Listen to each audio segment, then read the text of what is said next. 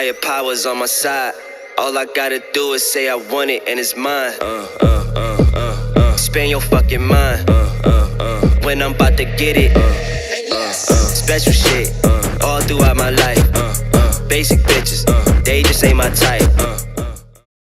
Ladies and gentlemen, this is the Certified Podcast. I'm your host, Mike Ginn. Got a special guest this week joining me. You guys know the drill. Make sure you hit like, subscribe, but I'm not going to waste any time. I'm going to jump straight into the episode. My man, Lester London, he's going by a few different names over the years. I've known this cat for 10, 11 years. It might be over 11. Yeah, I mean, I've known him since he first kind of really started bursting on the scene out of the Philly, Camden area. You know, now he's been all over the world.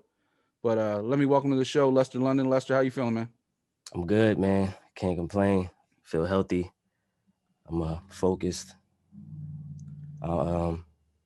I feel wonderful. Good to have you, man. It's been a long time. I tried to get you on season 1, didn't quite work out, but I'm glad to have you on season 2. It seems to be the story of some of my guests I've had on the season. People I wanted to reach out to last time for whatever reason just didn't work out. But now that we're back in action, I had to get you on, especially now that you got a lot going on. I mean, you got a brand new studio. You got new music coming out. You're back on your own. For a while, you were, with that Wonder Music and kind of under a different label, but you're back doing your own thing, which is great to see. Take me back a little bit, though. For people that don't know you, they can obviously go on DCXIV and look at the original interview, but take me back. What really got you into the game? Well, what started me was really my parents. My parents were heavily into music. My mom, she was a singer, and my dad, he was a DJ.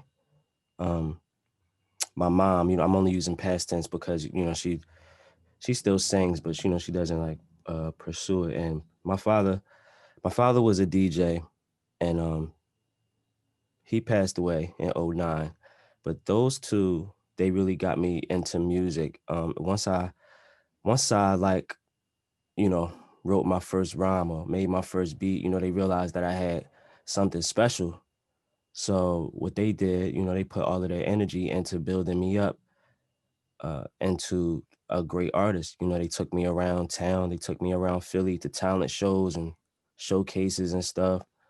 And really just made sure that I did what I really wanted to do. I showed interest in this. Is music what really brought you out of your show? Because I remember listening to some of your very early stuff, and it was like, I'm the quiet backpack kid. I'm sitting in class, don't have a lot of friends. Like, music would really kind of like brought you into like adulthood and out of your shell. Music definitely forced me to grow up and forced me to experience different things in life. No matter which way I look at it, all of my friends, anybody that I love today, everybody has come forth through music. So being in this whole thing, like having a career for almost 20 years it's crazy because I didn't want to do anything but music, and they say, you gotta have a backup plan. You can't focus on that. You can't fall back on that. But I was just determined to do just that. Like I wanted to do this. So I guess the universe just heard me. I made a decision and I started experiencing life through music. And it was such a crazy experience. Was Quiet Backpack Kid, like, was that your first thing you released? So, or was there more that just didn't make it like onto like the stage, so to speak? Well, I was making music at 10 years old. I was making music from a child. But my first mixtape was Book Bags and Chuck Taylors. That was the first project that I put out as an artist. Like, okay, this is me. This is me rapping. This is my production work. Going back to the YFame days. I'm on the scene now. Yeah, and back then I was YFame. Actually, you know what? Book Bags and Chuck Taylors, I was Young Fame. So you shortened it after that? I shortened it because of Twitter. There was already a few Young Fames on Twitter. So I had to shorten it to YFame, and I just ran with it. See, I always took that the wrong way. I always thought the reason why you were named YFame was why fame, why not? Like kind of like that, like why not Hmm. me? And that's the way you kind of explained it to me early on. I didn't know the original was just Young Fame. Yeah, but it was the thing about like my names, they always have like double meanings and stuff, and it's always like substance behind my titles. So yeah, that was a thing.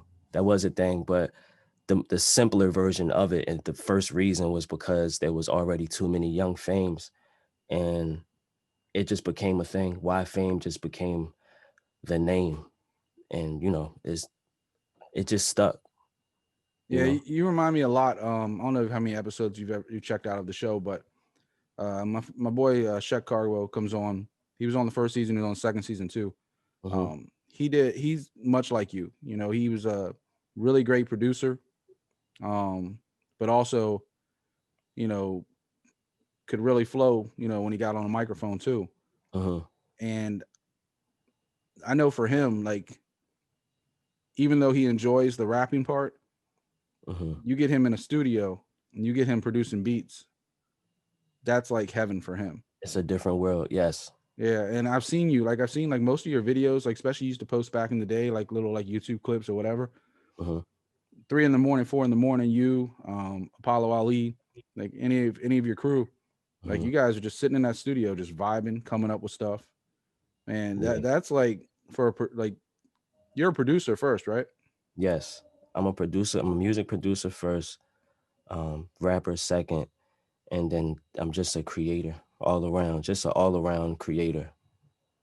You You know, know. actually going back to it, it had to have been at least 11 or 12 years because I'm sitting there looking at some of the old music I have from you, Hmm. and somebody is nobody came out in 2010. Yes. That was 10 years ago. And that's crazy because it's wow. It's crazy you brought that up because last night I was in here, me and a friend, he goes by Carte Blanche. He's also an artist and a videographer. We were sitting here listening to the Somebody Ish Nobody, which is my very first solid project. I think it Like was a like like official 21 album. songs. Yeah. Um, we were sitting here listening to it, and I'm just like, wow, like If there's 21, I want to know what the missing track because I got 20. you got 20. You owe me a track. It, Hey, hold up. yeah, I was one of your biggest supporters back then. How I missed out on that one track? Hold on. yeah, right. I don't know. I think there was a physical version, like a CD, and then there Mhm. was like a digital version that was mixing. They were missing a song Yeah. for some reason. Are there But still? I'm not to get too sidetracked, but are there still physical versions of that? Do you have floating one? around, yes, it is. Yeah, it's actually quite a few. I don't have them. A friend of mine, Leo Vega, has them. He has like it got to be like 30 of them, 30, 40 of them. You gotta put me in touch with them because I want one of those. I got you. I'll make sure you get I'll one put or that shit two. right up back there. I got on that back corner. You can't really see now, but I got like the original Snow the Product CD. I got the old Executioners. Um, Wow. I've started over the last couple years, kind of, because I mean everything's digital now, and Hmm. which is great because it gives you access instantaneously, and especially for the artists, you don't have to worry about people pirating your music too much anymore. It's mostly streaming, whether it's Spotify, Apple Music, whatever the case is, Right. and so at least you're getting paid. And the thing is like, but some of these old CDs, how many of us like just abused them when we had them when they were like fresh and new, and now they're like coasters.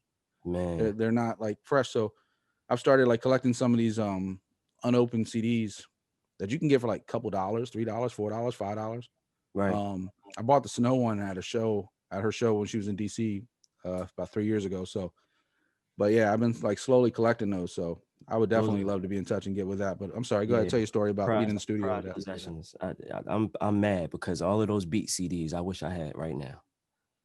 Probably I some mean, crazy beats. the great thing about the internet though is sometimes you can Google some of that shit and it just comes up. Right. Internet archives like crazy. Like I look at some of the old websites and stuff I did. Hmm. I'm like, wait, that's not deleted from like gone. Like it's still there somewhere. So They say nothing gets deleted from the internet.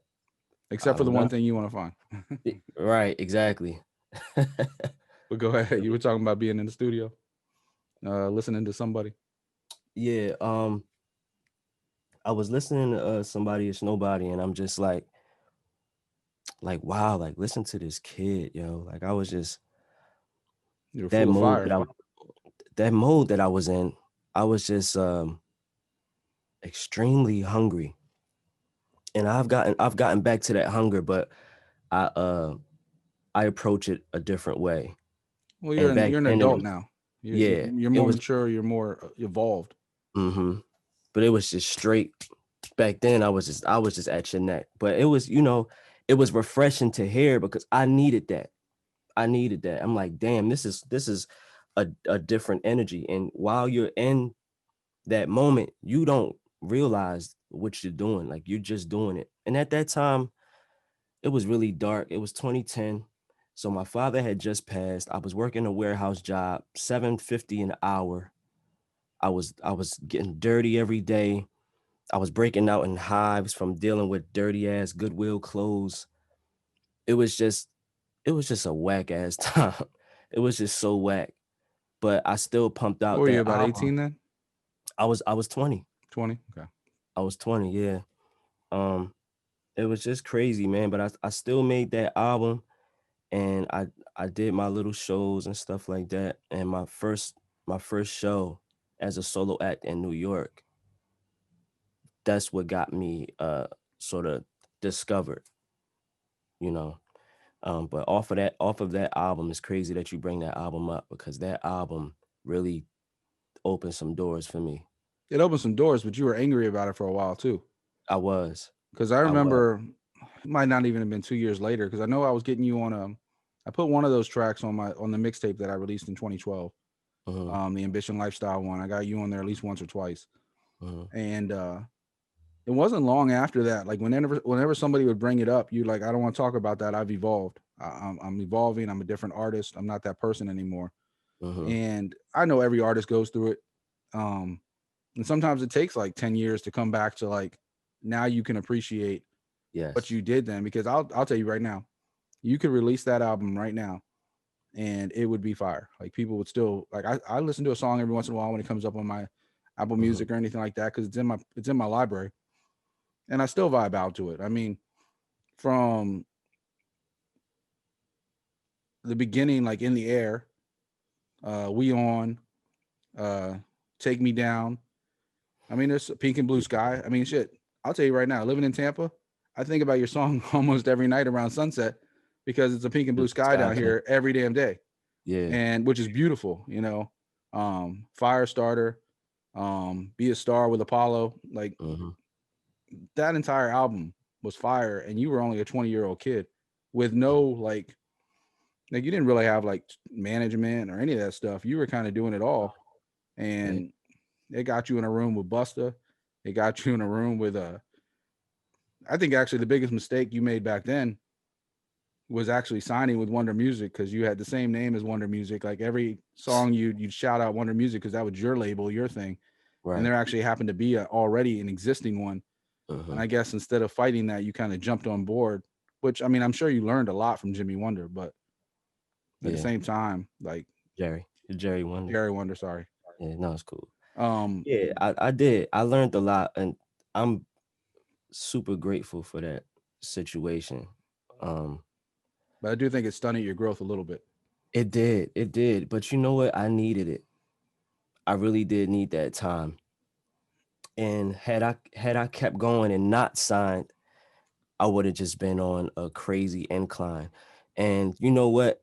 I can't blame anybody else but myself because at that time when I did sign, um, the only thing that was stopping me from putting music out was just fear and not knowing what I could do and what I couldn't do because I was under paperwork, Now let me you ask know? you so at the time I remember telling you I was like I don't think that was a good idea because I do felt like at the beginning, at least in the beginning of that, you went from releasing all this music, doing whatever you wanted, whenever you wanted, It just stopped. and it just stopped. And I guess you had the comfort of technically having a label. And he was definitely introducing you to certain people in the world hmm because he didn't hide you. He definitely put you front and center. But at the Right. same time, you were a part of a roster now. You weren't part. of just you. And like you said before, you were going to New York doing shows. You know, you were Mhm. coming to Camden, Philly, wherever, you know, people would put you on, you were there. And that Mhm. was also like in the beginning of kind of like almost the renaissance of the internet, right? So Right. 2010, you didn't need a label anymore. Mhm. You put a song out, anybody could hear it anytime, whether it was back in MySpace, We had SoundCloud. SoundCloud. SoundCloud was starting out. Um, Twitter, you know, how many artists were on Twitter putting their stuff on YouTube and getting people to like go and see. All these social networks were blowing up, and you were in the heart of all that. And you were like Yeah. one of those young, hungry artists that Mhm. people were paying attention to. And you know, fast forward 10 years, and you know, you're starting to really kind of see some of your dreams come to life. You got your own studio, you got, you know, some new music. And you know, speaking of that old album, like some of your new music kind of has that feeling. Yes. Yes. And it's You like you said, it's evolved. But like when I first heard Higher Power, and when I first heard the song you kind of like teased, I guess maybe like a month or two ago, um, or was that part of Higher Power? I think, yeah, But that you were what like yeah, teasing that is. some music like before you ever even released Higher Power, when you first did the Bridgeport studios and Yeah. stuff, and you were releasing Right. like these teaser videos online, Mhm. and like it was just a feeling. It was just a feeling like, all right, he's back, Right. and he's got that hunger back. Yeah. I definitely got it back, and I had to go through some shit to get that back.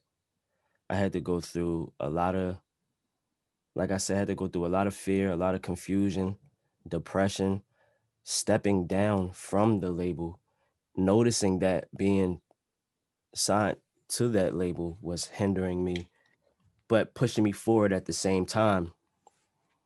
I had to step down from that. I stepped down from the deal, and I basically became Did he let you out of it, or did you have just to a like fight for it? no, it wasn't a crazy fight. It was a meeting. It was a meeting. It sat down. It was me, Jerry Wonder. It was my mother, and it was um somebody else who was appointed to be my manager from Columbia Records. Um, I just choose not to say his name. But in that meeting, we came to the agreement. I literally said, like, I just think we should go our separate ways. Um, and that was hard for me because I looked at Jerry as a father figure. So that whole time of just coming to that decision, it was just so hard, man. I never had to make a decision like that in my life. So, but it helped me. And after that, I became just a regular person again for a while. I came back here to Pensacola, New Jersey. I went and got a job at Sam Ash as a greeter. Hmm. I had to deal with people. I had to deal with my musician friends or people that recognized me. You know, a Coming few at months you like what earlier. happened? Yeah. Yeah, a few months earlier, you see me. I'm with Busta and Raekwon, and then a few months later, you see me as a greeter in Sam Ash. And, to the person on the outside that doesn't know the situation, it's just like, oh, he fucked it up. Or, oh, like it went sour. It didn't go Instead of good. just looking at it as you got to pay bills. Right. And that's how I was looking at it. And I was reluctant to do it, of course, because throughout my whole career, I always said, fuck these jobs, no 9 to 5. I'm not doing that. But after that, I was also on a path to build myself up as a person Hmm. because music was all I was. It was all I ever knew. Like I said, from a child, um, it's all I ever cared about. It's all I ever knew. Everything, all of my knowledge, like it was just music. And I had no real knowledge of life. So I just threw myself into being um just a normal human being. And I really wasn't I was making music here and there.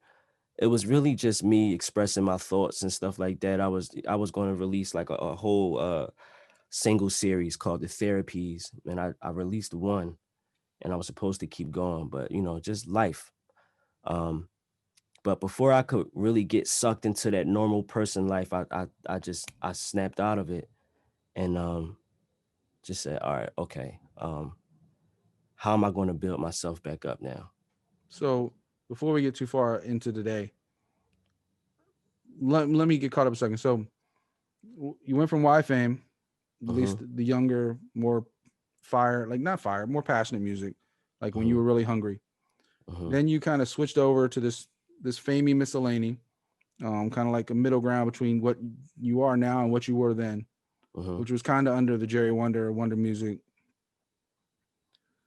When you switched to Lester London, kind of going back to your roots a little bit, going back to your real name, and then a little bit of a stage name as well. But when you switched back to Lester London and kind of went back to being you, kind of went back to something more authentic.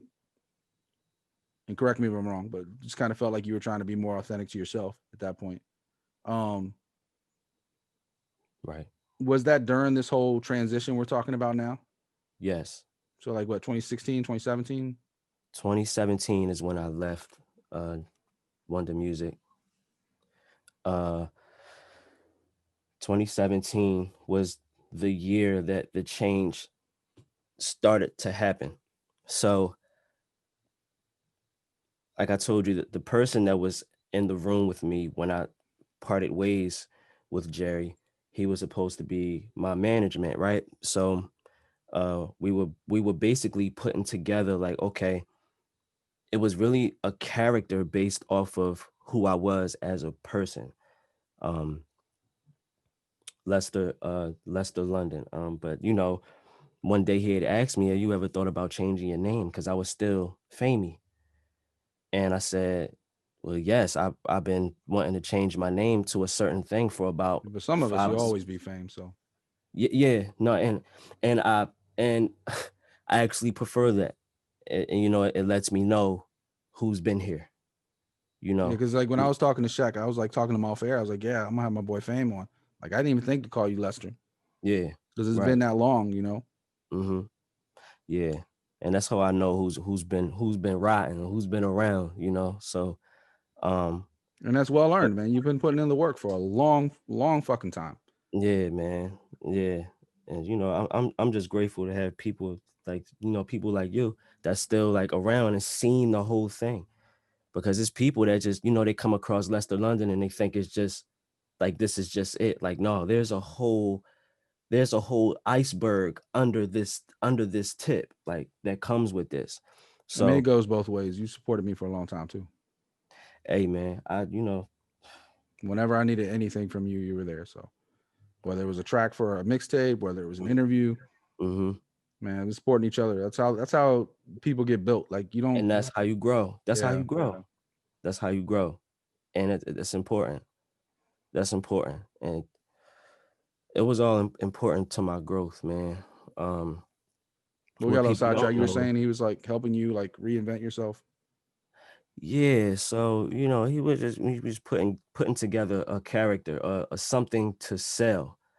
And normally uh a lot of rappers or MCs per se would say like, you don't need a gimmick, you know what I'm saying? Like fuck these gimmicks, you know what I'm saying? But it wasn't necessarily a gimmick. It was basically just taking who I was as a person and putting it into this container, a person that likes art and likes wine and likes the finer things. More You know what I'm saying? sophisticated. Just more sophisticated, wears turtlenecks. Or this was me, and this is who I was becoming. This was who I was evolving into. And he asked me if I ever wanted to change my name. And I said, yeah, I've been wanting to change it for the past 5 or 6 years to this one particular name. So he said, what's the name? I said, well, it's my real name mixed with the name that my mother wanted to give me at birth. So I said, Lester London. And he was like, that might be it. Why haven't you changed it yet? Like, well, I have accolades under Famey and YFame, like, so I had to let go of all of that. And I was like, you know what, man? I have to reinvent myself and I have to feel authentic. I have to feel real. Like this has to be real. So I did the change. Um, and then shortly after that, he disappeared. He fell off the face of the earth. So I look at it as people get put in your life for certain reasons. Everybody has a purpose in your life. So whether he fell off the face of the earth or whether he just said, fuck this, it really don't matter to me now, because I'm Lester London now, and I'm more comfortable than I've ever been in my entire musical career. This is the most comfortable I've been, and this is And the you can most tell. confident I've been. You can tell. You look comfortable. You look happy. I mean, that's kind of hard to say. Like you said, you were angry for a long time, and Yeah. when somebody would bring up anything you did old, you're like, man, I don't want to talk about that. Like, let me evolve. Let me be different. I did that. That's great. I'm glad you like it, but I'm not that person anymore. And to be able to look at that 10 years later and kind of not use it as like, man, I wish people would get rid of this shit. Use it now as like fuel. Yeah, fuel. And what you're doing now, like Higher Power Trip was the best song I've heard you release at least like 5 years. And you've done other stuff. I mean, like I remember when you did what was it, Mona Lisa, and oh yeah, you did like that little EP, Regalia. And you've released like teaser clips of songs, and you've released some stuff you've been working on. I mean, I know you mentioned one other guy, and I know you've been working with Apollo a lot over the last decade, and like that's your boy from way back. Yeah. He's dope as hell too. Like I don't. That's my man. Between he was two just here last night too. Between the two of you, I to this day, I don't know why you guys haven't gone boom. Like, and it's not a lack of talent. It's some of it. There's a lot more real life shit that gets involved in, but it's real life shit. It's politics. It's strategy. Because he fell off for a couple years too. He disappeared for a couple years. Yeah, Apollo went through a lot, man. He went through some things, and that's my boy. That's family. I can't even. It don't even feel right to call him a friend. My mother calls him her sixth child. That's how much he was coming over when that time is somebody, it's nobody. And you see the videos. You guys were together like 3, 4, 5 in the morning. Yeah, man. That was joking about the sun coming up. Yup. Yeah, just music all day long, nonstop. Music. And we built that bond. And he's actually everybody that you may have seen me around, everybody is in a space right now to where it's about to get very interesting. It's all syncing up. Yes, everything is, and that's the thing. People, they may say like, damn, I don't know why y'all ain't pop yet. True. And I have that question as well. But I also, my question, the stronger thought is that everything happens in due time, and it happens when it's supposed to happen. And when it happens, it's going to be just right. Everybody's going to be evolved, and everybody's going to be at perfect form. And that's what I believe. Everything hits perfect form at a point. And when it hits perfect form, that's when everything syncs up and it lines up. So I feel like everybody right now is approaching that perfect form.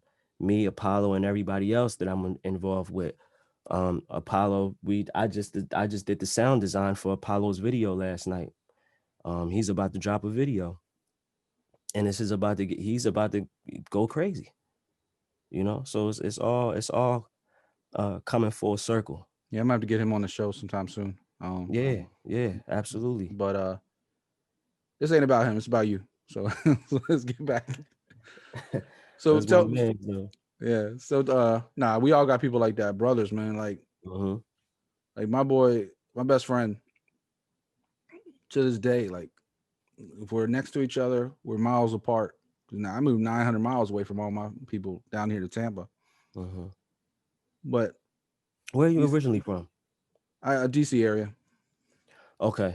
Everywhere in Northern Virginia, DC, Maryland, everywhere. So DMV. Yeah, I grew up in a place called Alexandria, Virginia, and then working in and out of DC, bartending, doing everything. Mm-hmm. The whole time you knowing me, I was always in or around DC. Okay. We decided to pick up and move in August, middle of all this stuff going crazy in the world, and but it also was an opportunity, and I didn't have jobs holding me back. I didn't have because I bartend, so all my stuff was shut down. Mm-hmm.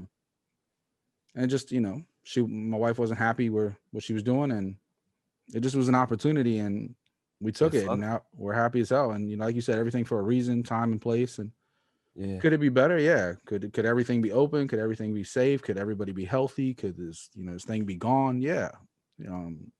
Whole election madness. We're recording this the day after the election, Right. or still during the election. They're still counting Yeah. everything. That's beautiful because and that's Time and the place. same thing that happened. In order to see the silver lining in all of this, and to see an opportunity to grow, you went and moved, and I saw an opportunity to get a studio. I'm like, if I It's can do almost the this, same thing because I came yeah. down here. I wasn't podcasting for 2.5 years. Like, Mm-hmm. and even when I did that quick run of certified to begin with, I had a lot of stuff going on, and it just didn't pop the way I wanted it to pop. To kind of steal your word. And I was saying, my boys have been riding and dying like with me. Like, as soon as I get ready to do something, whether it's the guy I'm talking about, any of the people that follow me on the internet, they're like, "Oh man, we're so great to see you doing stuff." And it's the same thing with your music. Like, you opening your own studio is no different than me finally getting back. I'm doing my MMA show. I'm doing this. I'm doing, Yeah. and would I like to be back, working full time and kind of getting back to somewhat of a normal life, at least financially? Hell yeah. But Mm-hmm. this is an opportunity, and I'm taking the ball and running with it. So Yeah. I'm recording 3 shows a week now, and it is what it is, and I'm happy and I'm content, and the weather's beautiful down here. So Yeah. Hell yeah. and you getting back and you doing your studio, and you got new music coming out. You got your the OG like original crew like still Mm-hmm. rocking with you, still fucking with you. Mm-hmm. All of Apollo's music early on was mostly your production, like your Mm-hmm. beats and stuff that you guys would put together in your little like basement studio. Right. To see that all evolve is a beautiful thing. It feels beautiful. And when that's all Feels in beautiful. sync, man, nothing Yeah. can stop you. Right. So what's so you say he's got a music video coming out now, like tomorrow, you said that you helped produce? Not tomorrow. Around Black Friday time. Don't tell Okay. him I told you. Well, I Around hope he Black Friday doesn't watch this episode. Shit. Because this will be out tonight. Shit. time. You'll be like, yeah, I Yeah. did this show, but don't watch it for like 3 weeks. Yeah. Right. Yeah. No, it's cool. But then again, with the way these stores are doing Black Friday this year, Black Friday's every Friday in November. So so which one? Yeah. Yeah, it's coming. It's coming. We are working. Right Are you now. working more now on other people's stuff or more your own? I'm Or like both? juggling right now. I'm juggling because I'm in this mode. I got the studio and I said, listen, this is going to be like You're ready the to new work. fucking Motown. Like I'm about to go crazy. Like I'm about to snap. I'm about to start doing a lot of other people's stuff. I'm producing about 6 projects right now. Actually, me going to LA tomorrow is a part of me doing those 6 projects. I'm just taking on a bunch of passion projects. I'm not about to pile a bunch of shit on that doesn't matter. I'm about to do a bunch of passion projects. It's mine. I'm doing You're getting back to Apollo's, work. a few others. Yeah, we like how we used to do when we were younger. I'm working on an album for myself, but up until that, I'm gonna be releasing singles, just dropping singles. The next single will probably come out at the top of next year. Are you going to You know, release an EP or a full album? I'm probably going to do an EP first, and then another album. But it's all in the works as far as like picking the songs and stuff. We'll see what goes on You what. got a But plan? You got to like set yeah, up this, and this. yeah. Knock them over like dominoes. Yes, sir. Yes, sir. And that was part of the problem back then. We didn't really have plans. We just say, oh yeah, I'm gonna drop this on Friday. Mm-hmm. And not, you have to have a plan in order for these things to work. You have to market the records and all of that. We Well, didn't back then it fully was a different world because you could just drop it on Friday and maybe nobody saw it, and maybe the entire world saw it. It was right. kind of hit or miss, but Yeah, yeah. And so everybody now is in tune. This is you don't need a label. But in order for you to not need a label, you need to know what the label was doing in order to make it beneficial for yourself. So you got to market those records. It's important. But yeah, I got some stuff coming, man. I got some stuff coming. Got some videos coming. I do want to point out you still don't have more followers than me. Yeah. I've given you like 12 years. Is this on Instagram or is this on Twitter? Well, you don't have an Instagram right now, so yeah, I definitely don't have an Instagram right now. Yo, so Instagram, both. I don't know what the hell. Yeah, I stopped going on Twitter. I go on Twitter once in a blue moon. I use all three. I use all three major social networks. Like I'm talking about Facebook, Instagram, Twitter, for different reasons. Like, so like I'll go back to that interview with Shaq, and he was telling me because he's doing a lot of music out with Sierra Leone, and so going back to some of his parents' roots and other things, and trying to become more like give back to not only like to do music, but give back and kind of build up that community out there. And sorry, I didn't mean to bump into that. But and one of the things he was telling me is how Facebook kind of is important for him. And I'm like, man, I don't really mess with Facebook because their pages, their system, it's always slow, it's clunky, it doesn't really like upload fast. There's always errors when I'm trying to do something. But at the same time, it has more reach than, it's global, right? Billions of users. YouTube, Google and YouTube, it obviously, it's more visual. Trying like right now, I went like you. I dropped off the map. All DCXIV, all that stuff went completely gone. And here I am. I put the website back up first, and I was going to do that earlier this year, but then between the pandemic, Black Lives Matter, all the police brutality, everything going on, I was like, how can I put up an entertainment, basically society and culture website and start putting out new content when there's more important stuff going on in the world? Like, I grew up in the hood. I was like, I'm no secret to some of the stuff that's happened around this world, especially in this country. And here I am seeing so many of my very close friends going through feelings that I can't process. I can understand, but I can't process, And it's very hard, being white and saying you understand something, but you don't really understand. So, and the best thing you can do is just listen. So I thought the last thing I should do right now is be putting out new stuff, trying to entertain people. And people don't want to be entertained. They want to be angry. They want to get stuff off their chest, and they want to change the world. No pun intended, because you did have a song one time, "Change the World." But I did. I thought about that as soon as I said that. I was like, I shouldn't have said that. Cringy. But it was actually pretty good. Yeah, it's cool. Different time, different place. Yeah, right. And it had a message. Actually, it was actually really good. Yeah, actually, right now it could probably be re-release it. Yeah. As a bonus track. Yeah. But I didn't feel it was the time and place. And as the fall came, like you said, everything's the time, everything's perfect, everything kind of falls in sync, and here we are. But yeah, like I did the same thing. I deleted everything. I went from scratch. And so my DCXIV certified, Art of MMA, all that stuff I'm doing, there's not a lot of followers, and people are like, what happened? Like, I thought you had a lot of followers, a lot of this, a lot of that. And I was like, this is all starting from scratch. Like, this is from years ago. People they're not paying attention whether I came back or not came back. My close friends are, but most people aren't. Like, if you disappear from today's society, the world keeps on moving.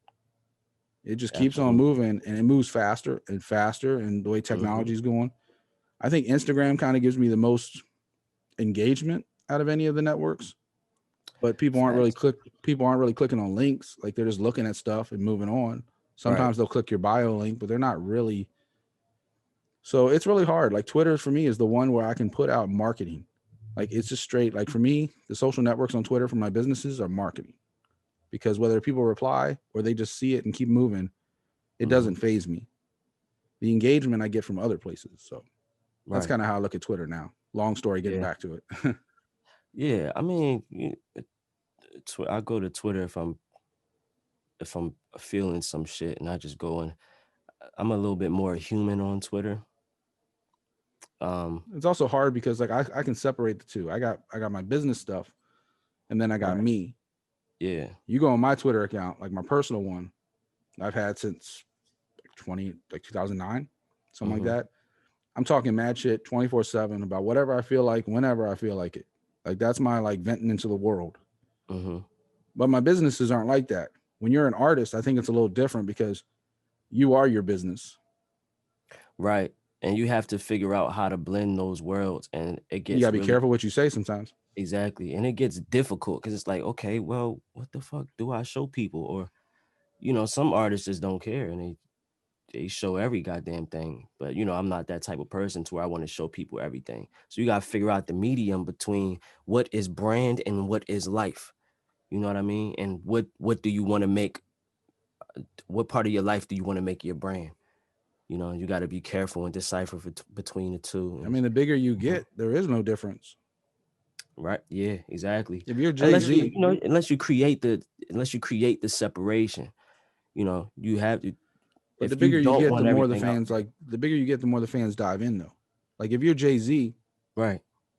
and you do something in an elevator, the world's gonna see. If you're Lester London, you do something in the elevator, you might get away with it. People might not know the drama you got going behind the scenes with your girl and with her sister or whatever. Like those Unless I'm things. talking about it. Unless you're talking about it, and Yeah. so the bigger you get, the less privacy. I mean, that's what you kind of sign up for. It's kind of the world. If Yeah. that's what you want to be and that's what you want to do, you got to know the risk versus reward. But speaking of you, like your brand, your originality, like everything, especially growing, like you're still growing. Like, I mean, I don't think any artist ever really stops growing, Right. but Right. you're still growing. So for you, how do you separate, like you were talking about, like the medium, like how do you pull that off? Like, Well, there's certain things that I just do not put on the internet. Which is smart. Yeah, so it's just, Don't cry there's about certain something things that getting you're never exposed if going you to put know it there. about me. Yeah. Say it again. I said, don't cry about what gets exposed if you're the one that put it out there. Right. They can't Exactly. they can't reach into your personal life and put it on the internet. Yeah, so I just don't put certain things on the internet. Like you're not going to know my income. You're not going to know like my love life or my relationship status. You're not going to know about my family, my immediate family. You're not going to know about my mother unless it's things that I've said about her. And I honestly, I don't have anything but positive things to say about my mother. So you may see some things about my mother, oh, she just got a real estate license and she just passed this test, or you know what I'm saying? But it's all positive. It's all positive. Now, see, the person that I am is so much who I want the artist to be. And, I give you that, but you're not going to get the inside world unless you are actually close to me.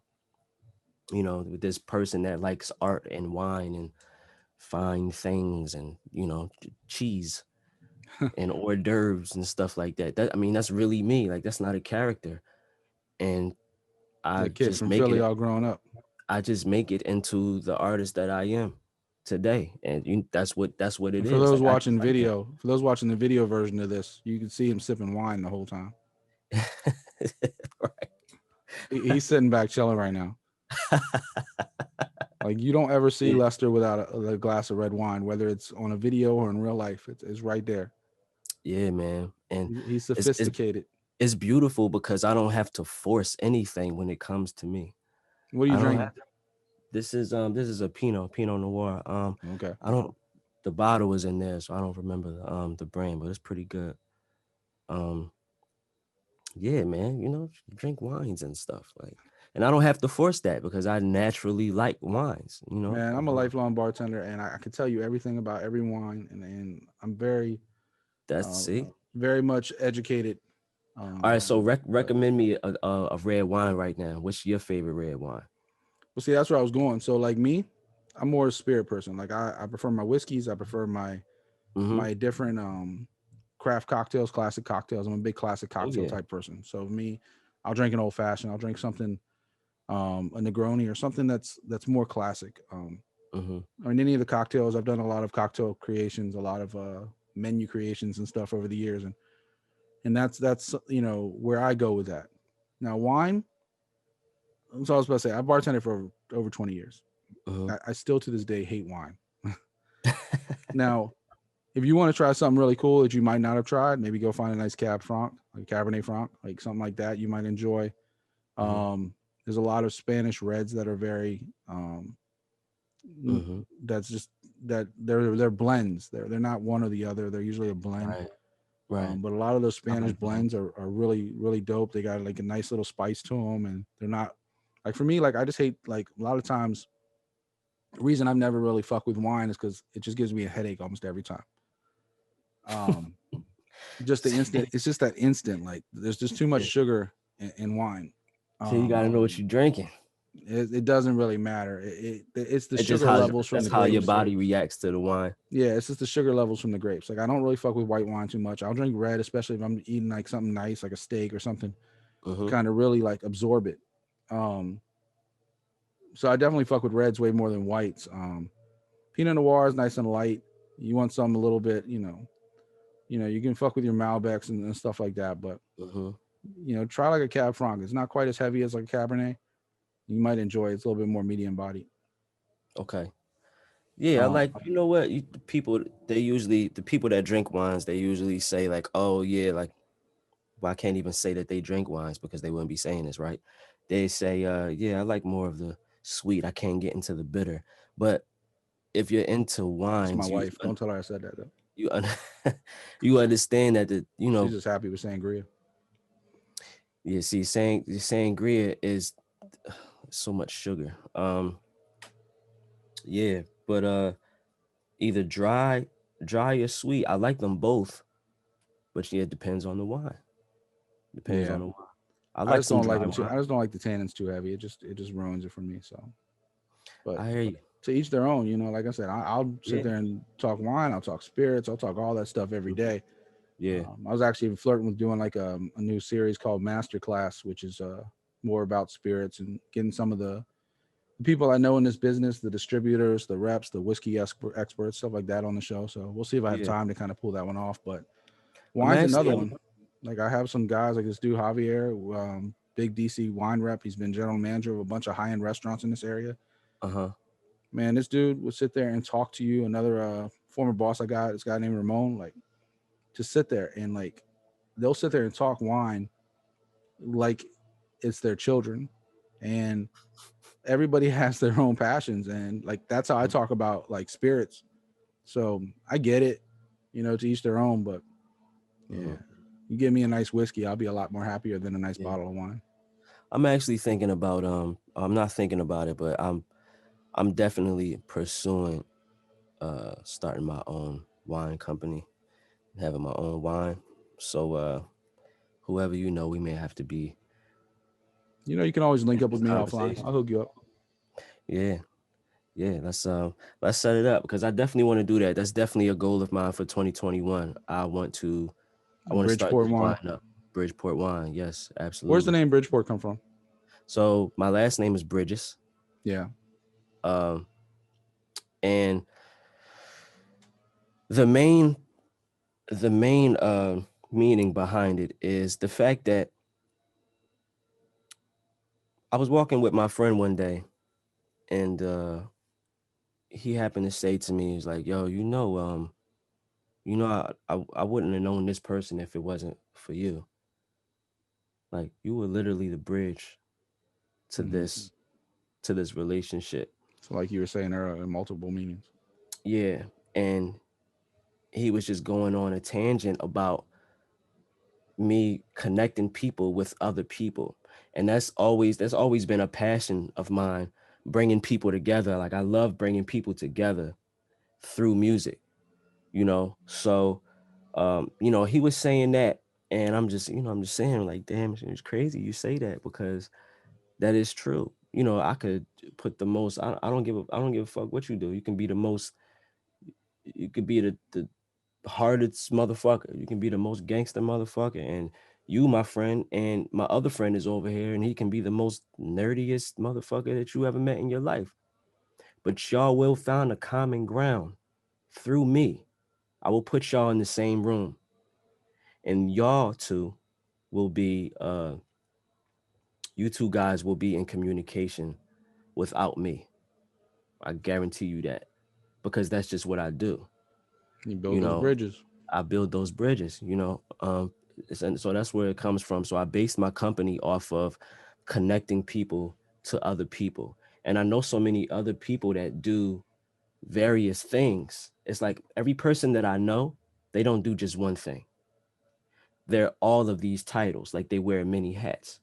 Mm-hmm. You know, so if somebody comes to me and needs something and I don't do it, I know somebody that does it. So I'm always connecting people with other people, you know. So that's really like the mission for Bridgeport, and it's also just to be like a mother label to everything that I do, just a mother company. You know, I just wanted to, Bridgeport is the mother to all that I do, and that's how I want it to be. Are you going to bring in other producers and stuff, or are you just going to I be am. like the okay?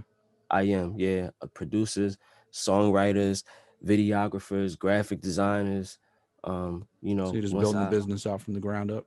yeah, yep. And I'm just, when I see quality and I see something special, I'm going to hit you up. Oh, definitely. You know, so yeah, that's what it is, man. Bridgeport, everybody says like, well, where the port come from? Well, port is just short for transport, Mm-hmm. really. And I just happened, the first wine that I liked was Taylor Port. You can't really call that wine though. It was just It's so like, fortified wine, yeah, dessert yeah, wine. yeah, dessert wine. But yeah, um, yeah, it's little Bridgeport. And also London Bridges, the London Bridge, I get it. Leicester, London. It just works, you know. So it's It's it's a probably a thing. good thing. It's probably a good thing your mom Yeah. named you Lester, though. Yeah. That Well, would have you been know some. what? That would have been some torture being London Bridges. But wait, if you about to say that, it didn't matter because the kids in school still sung Lester Bridges Falling Down. Well, I'm sure they did. I mean, every kid. Look, I got a 12-year-old daughter. She comes home every day saying something mean that a kid did, and we've been there. We've all lived our lives. Like kids are Mm-hmm. fucking assholes. Like, like no matter what age, Right, race, creed, color, it doesn't matter. If right. you could be the most perfect person with the perfect name and the perfect everything, some kid would find a way to fuck with you. Mm-hmm. Yeah, They that's a would fact. work hard for it too. They may have to like, man, I got to do some research. I got to find out what gets this guy angry. They would find it though. Mm-hmm. I mean, Yeah. they did some stupid shit. Like when I was a kid, like, cause my last name's Ginn, and they'd be like, oh, but like, you know, like the little pigs, like from my chinny chin chin, like they just be like fucking with me, like stupid shit. Michael, row your boat, like every fucking thing. Like when they're a kid, like it doesn't matter. Stupid kid shit. Yeah, I mean, from the time you're like in elementary through high school, and like I grew up in the hood, man, joning and cracking jokes, and that was a way of life. Whether you did it mean or you just did it having fun, Mm-hmm. that's just the way. So you grow thick skin pretty quickly. Like somebody can fuck Yeah. with me now, and I'm like, I'll make 10 jokes at my own expense that like I'm self-depreciating with my humor. So people are like, why would you say that? Why would you make fun of yourself? And I'm like, because if I can have fun with myself, what can you say? Right. It's kind of like that Eminem It's at the the end of Eminem the effect. three in the 8 Mile. You The know, it's Eight like Mile effect. Yeah. I said all this shit. Now what you gonna say? Right. And that's Yeah. real though. But that's like life. Like That's the thing. if you can have a sense of humor about yourself, you don't take yourself too seriously. Mm-hmm. nobody can fuck with you. Like your level of confidence is just, and we all have depression, we all have anger issues, we all have Mhm. real life shit. I mean, I've been very public over the years of my depression and some of the stuff that's bothered me. And you talk about the hiatuses and other shit. Like I'm there, bro. I've been there. Yeah. Um, but when you can bounce back and you don't let in, like where you are right now is the happiest I've ever seen you. Yeah. You're just It's content, very it's very different. And it's weird because I'm content, but I'm also hungry. very hungry. And I'm going to get this shit. Like whatever it is that I'm going to get, like I'm going to get it. And higher power trip was a testament to that. This studio is proof of that. Now these things are starting to materialize, and I can't get away from that fact. That's what higher power trip is. I can't get away from it. Everything that I ever asked for, whether I put forth the effort or not, I got it because I was supposed to have it. And that's one thing about me that I always kept throughout these years was just I know I'm supposed to have this. I'm probably not going to get it tomorrow. It's probably not going to be next week or next month or probably not next year. It's probably going to be 2 years from now. But I know that I'm going to get this. And it's the same with getting a record deal. I knew from when I was a child, like one day I'm going to have this. 10 years later, I have it. But I also Learning knew one day that I was going to leave. learning those lessons. If somebody came to you tomorrow or a year from now and said, "Hey, I want to either snatch up Lester London or I want to bring Bridgeport into a larger label," is that something you would still think about? I would do, yes. Actually, I'm in talks with the partnership deal now. Uh, you can't just snatch up Lester London. You can't do that. You interested in Lester London, then you have to go into a partnership with the company that furnishes Lester London. With Bridgeport? Yeah, you have to pick up Bridgeport and all of the artists that come with it. It So is no just Lester it's a London. group now. It's a conglomerate. Yeah, It's a yeah. one package. It's no getting around it. And I could have did that before, but I just didn't know. I didn't have the knowledge. I didn't have access to the knowledge, but now I do. So you're not just getting me because I come with too much. And you're not just about to come up off of me. Like, nah, we about to come up off of you if you like Lester London so much. Mm-hmm. So and I tell that to any other artist too. So if you get paid, everybody gets paid. Exactly. And there's a lot of artists out here that are desperate for record deals still. And I tell them all the time, like, yo, listen, man, you got to create some leverage for yourself. They not just going to give you this money or this deal because your music is good. They don't give a fuck about the music. How is the music lucrative? What are you creating for yourself? You have to create something for yourself, build it up, and give them a reason to want to come to you. They're not just going to come to you just, yo, I can't believe how good your music sounds. You sound just like Tory Lanez. Let's sign you. Nah, you can sound like Tory Lanez all you want. What numbers are you pulling in? Are you making money for yourself? Once you start making money for yourself, they start to say, well, how come we not getting some of this money too? Let's start a deal. Let's sign you. No, you can't sign me. You gotta sign my label. Because I'm not about to be directly to you. So any young artist that's listening right now, I tell them all the time, you have to build something. You have to start building this shit by yourself. And it's easy. It seems hard because you watching everybody else. You seeing everything that these independent artists is doing. Like, damn, I can't do that. Like, but you gotta understand that they built that. They started from zero. You have to start somewhere. If you Yeah, don't I say it all start, the you're time. You never gotta gonna finish. take one step. You gotta start. Yeah, you No have matter to. what it is in life, you gotta just start. You gotta start. Get better as you go. Yup, Evolve. that's a fact. That's a fact. And you will, like, listen, I guarantee you, once you start taking the business side more serious, the labels will come knocking at your fucking door. Trust me. Trust me. It's just artists that want to get in the building. It's easy to get in the building. I can set you up with a meeting that I can tell you what they're going to tell you also. They're going to tell you, oh, you got to get your social numbers up. Or you know, how much money you making and shit like that. Like, man, I've been in these offices and I know what these A&Rs say. Just build the shit yourself. Do you think they still have, they're stuck in their old ways of thinking as far as the business goes, or do you think they've evolved with it? They definitely not stuck in the old ways, no. Because if they were, then they'd be signing people strictly off of talent. And nobody's signing nobody strictly off of talent. I have this debate almost with every artist I have on here, and it's like, do you even need a label? You don't need a label, because now there is, like, they need you. You don't need them. Exactly. And that's why I'm saying you got to build your shit up. And we got DistroKid, and we got United Masters, and CD Baby, and TuneCore, and all of these other distributors. And that's the only thing that we needed labels for. We needed like marketing teams, and we needed like strategists, you know, but all that can be acquired if you just took your shit a little more serious.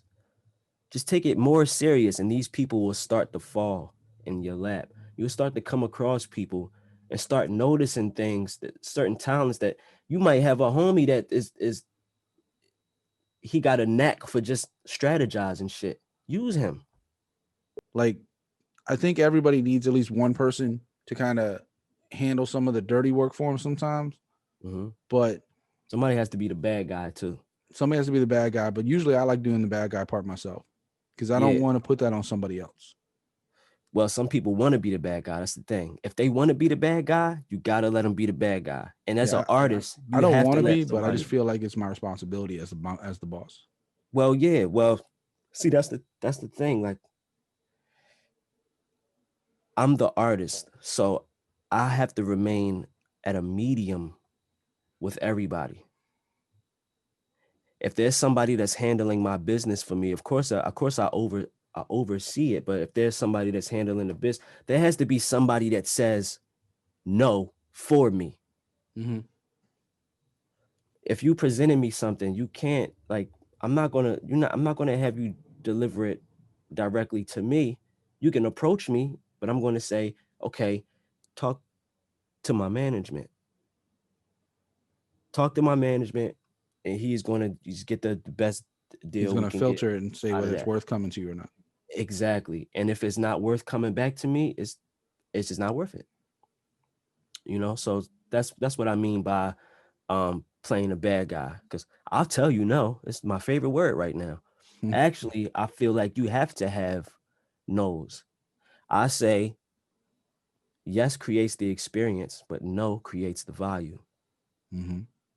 Once you say no, they're like, damn, well, we came to him with this shit, but it wasn't good enough for him, so we got to come with something better. That means that he's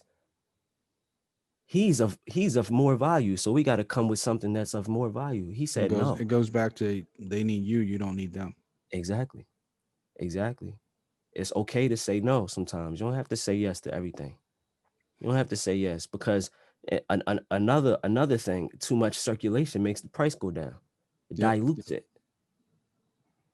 You know, brings the value down. You can get it anywhere. Yeah, don't. If anybody can get it, I don't want it. How is it special? Quality over quantity. Yeah. So as long as artists understand those things, they shouldn't have anything to worry about.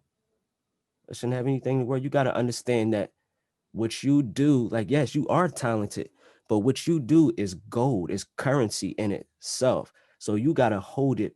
You got to put what you do on a pedestal. You got to know that what you have the power, like as an independent artist, you have so much power. It's so much power. And I just wish a lot of artists would understand that.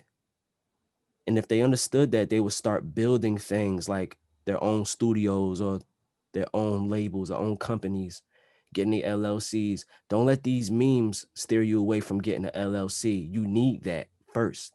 Mm-hmm. A lot of these memes that's saying, you know, everybody think they a businessman because they got an LLC. You need an LLC. Don't fall into the meme culture to where you shunning things just because it's a meme about it. Get your LLC. Get a couple of them. Learn how to operate them, but get them. Get them because Protect yourself from they liability. protect you. They protect you. You need LLCs. Somebody can sue Lester London the brand, but it wouldn't fuck up Lester London the person. Exactly. You can't. It wouldn't affect Lester Bridges. Mm-hmm. It wouldn't affect Lester London. It's going to affect Bridgeport. Bridgeport is the shield, and that's fine. That's what it's for. Yeah. You know.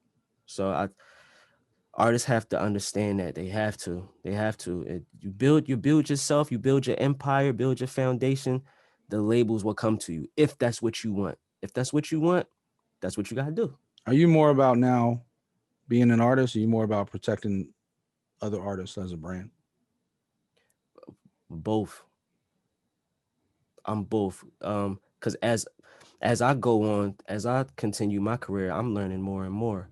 So I get passionate about protecting artists. And I didn't go through all of this for nothing. Yeah, I mean, you're 30 years old now, right? Mm-hmm. So you're in your prime. You're like ready to roll. So Yeah. there should be nothing holding you back at this point. Yeah, nah, fuck that. Nah. So I'm I got my business in order. Got my business partners, and I got the artists that I want to mess with. And I got my singles. I'm fully loaded with singles. I got the music, I got the songs, I got the beats. We building this empire, and it's just like, let's go. Is that what Higher Power Trip's about? Building the empire? Yeah, basically, it's just the theme song. What? Yeah. So, it's a simpler approach to it.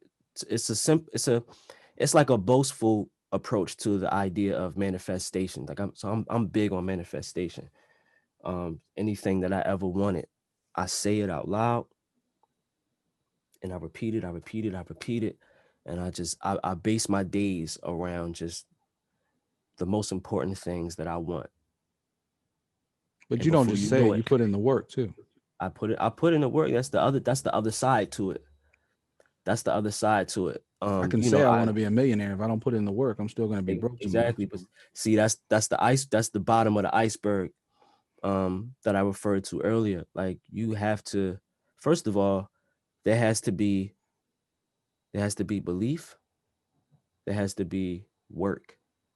There has to be work and belief.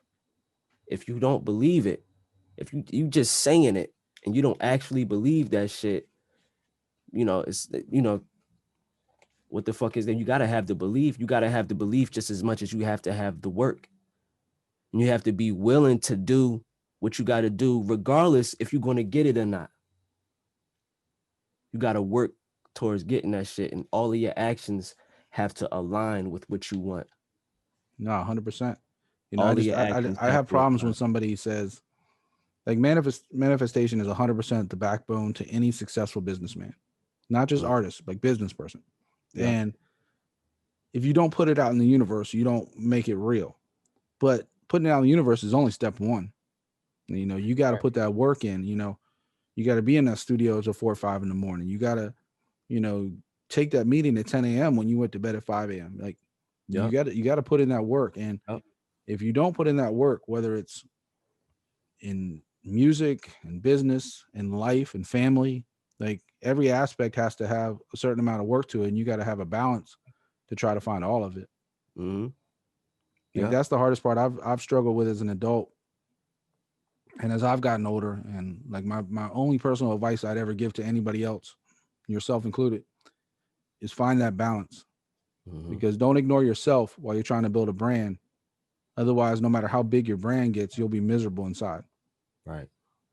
And you gotta have you gotta be healthy on the inside. Mm-hmm. If you're not healthy on the inside, nothing else matters. Yeah. I couldn't do this a few years ago. I could not do this. I had to go through that journey.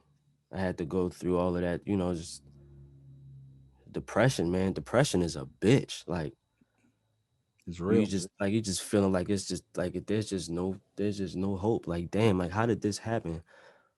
But I could not do this a few years ago when I was at fucking Sam Ash or delivering mattresses to homes. You know what I'm saying? It's like in the rain on a truck. Nah, trust me, I understand. I've put in the work throughout my life. I know. You know? So yeah, man, you gotta put that work in. You gotta deal with the pain, the rejection, blood, sweat, and tears, literally. Like nothing comes without that. Nothing comes without that. There's no way around it. You have to do the work. Like you can't just look at me and say, like, yo, how come I ain't, you know what I'm saying? Like, how come I ain't doing that? Or how come I ain't, you got hours. I can sit down and tell you everything that I went through to get to this point. And you either gonna be motivated or you can be like, damn, never mind. Yeah, I mean, you got the resume to prove it, Yeah. 10, 12, 13, 14, shit, 20 years in this game, you can consider when you started as a little kid. Yeah, So, man. I mean, you've learned your lessons, you've taken your bumps, and now I'm like I said, I'm happy as hell to see you where you are now. I can't wait to see what happens a year from now, 5 years from now. I want to look back and say, all right, I saw the rebirth and I know where he's going. I know where the hell he's going. Like, like I said, man, we go way back. So I'm a little more personal in this interview, but like, man, I'm proud of you, man. I'm proud of where you came from. I'm proud of the lessons you've learned. Thank you, man. Thank you. You ever need anything, you just hit me up. Yeah, man. I'm gonna hit you, man. You know, vice versa. Yeah, I mean, I'll put Apollo on. I'll put any of your people on the show, on the network, on the website. Like, man. And I don't just see. I've said this a million times. I don't just put in on people on because I know them. I won't put you on just because I know you. I won't put you on just because we were friends back in the day, or somebody I used to know is doing music now or something. I put you on because I believe in somebody. I'll put you on if I believe you have quality, whether it's in music or anything. Like, so I'm not gonna put my name out there just to put a friend on. If I put you on, it's because I believed in you. It wasn't because I know you. Right. Like, I separate the business from the friendship. But you've had more talent in your pinky than 99% of the MCs and producers out there in the world today. I appreciate that, man. Like, I remember you being back in like the basement studio, banging out some just hit after hit after hit. You might have hated somebody nobody like in the beginning, but like you said, listening to it 10 years later, it's unbelievable. That was a classic for a no-name artist that nobody's ever heard of. Back when, the best you could find somebody like that, maybe be like Dat Piff or anything like that. You did it through your own website. You did it through your own social media. And the only people that know that CD even exists are about 2,000, 3,000 people that were in that circle at the time. But the thing is, you don't see anybody in that circle from that time saying anything. Like, everybody has a criticism of something. Somebody will sit there and watch this episode like, why did he take his hat off? Why did he do this? Why did he do that? Why didn't he ask this question? Why didn't he say this? I've never in 10 years heard one criticism about that album. So that's heavy. I mean, have you? No, I can't say I have. And if they have, it hasn't been said to me. And that album, I mean, for better or worse, that springboarded you into, Jerry Wonder, finding out who you are, because you were shouting out after every major track, Wonder Music. Yeah. And you were doing that, and he was like, all right, who's stealing my name? And it became a thing, and it just evolved, and everything, like you said, everything happens for a reason, man. I'm gonna let you get out of here. I've held you up long enough, but before I get out here, tell people where they can find you. We might have to skip the Instagram. Yeah, my Instagram should be back soon, man. But you are you going through that whole verification bullshit process? Yeah, Just send just them keep your ID watching and all it, that shit. man. I am Lester London. Keep checking that Instagram. But the my company's Instagram is Bridgeport.llc. Okay. And I'll put links to everything. But yeah. Okay. The website is IamLesterLondon.com. I'm streaming everywhere: Spotify, Tidal, Apple Music, Google, wherever. I don't know, the Deezer. I don't know what. Anyways, I'm everywhere. Yeah, man, just keep looking out on Twitter. I am Lester London. Facebook, Lester London Bridges Jr. And just hit me, drop me a line. When Apollo drops his new video in a couple weeks, or whenever, we don't know when, but whenever he drops it, is that going to be a Bridgeport production? Or is he still doing his own? It's like a thorough / Bridgeport, and that's how we operate. It's all family. Yeah, his company's like Thoroughbred, right? Thorough, yeah. Thorough. Oh, okay, I thought it was Thoroughbred for some reason. Yeah. Does he still have the same management? Because I remember back in the day he had like. No. He's completely. We in the same boat. Like we just well, I have management now, but we doing everything from the muscle. This is all us. This is all our energy. This is all our muscle, man. And we keeping it in the house, keeping it in the circle. It's dangerous when they get like that. All right, well, get to me off air, and we'll link up, and we'll find time to get him on and get some of your other artists going. Yes, sir. Get everybody a little bit of love and publicity. Yeah, man. But ladies and gentlemen, this has been the Certified Podcast. My man Lester London, keep an eye on him. Bridgeport, they're blowing up, and we'll get him back on when he gets some new music out start of the year and starts releasing more of his singles and gets his. I mean, pay attention. This whole crew is gonna blow up. Yes, I know this dude. I know the work he puts in. I know the passion. So, ladies and gentlemen, this has been the Certified Podcast.